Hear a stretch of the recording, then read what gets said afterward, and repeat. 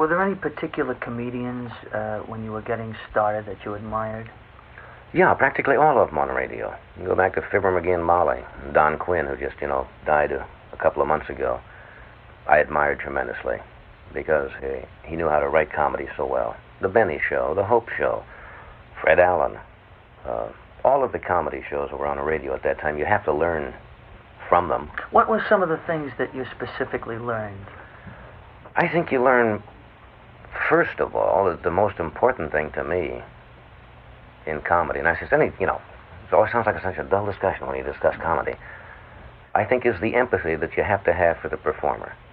I think this is the greatest thing that a performer can have if he's going to be successful as an entertainer, is an empathy with the audience. They have to like him.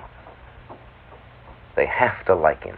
And if they like the performer, then you've got 80% of it made. Bob Hope, people like. They like him. They like Skelton. They like Benny. They like these people as people. And if you don't have that, it's damn difficult to get the audience on your side. If they resent you, or if they don't feel any empathy with you, or they can't relate to you as a human being, it gets awfully difficult to get laughs.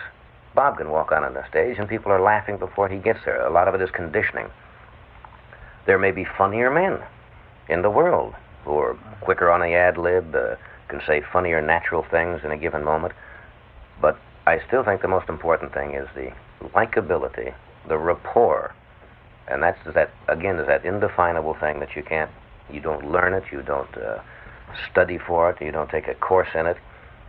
It is either there in the individual or it's not. And I think that, to me, is the most important thing when I see comics performing on a stage. You can tell very quickly whether the audience likes them. Not so much as what they're saying, how they say it, how they relate to the audience. Are they just throwing out one line after another and saying, hey, folks, here come the jokes? And interestingly enough... Or does the audience really dig him as a guy? And interestingly enough, John, there are many comedians in the business who earn an enormous living doing just jokes and just getting laughs in spite of the audience not really liking them. Absolutely. But I'm talking about on the long run, on the long haul. And you're talking about big success. I'm talking about those successes of the Bennies, the Hopes, the thing that sustains the Skeltons over the years, the Durantes, if you were. The thing that sustains them is the identification with the audience. And you cannot break that down and say, how do you get that?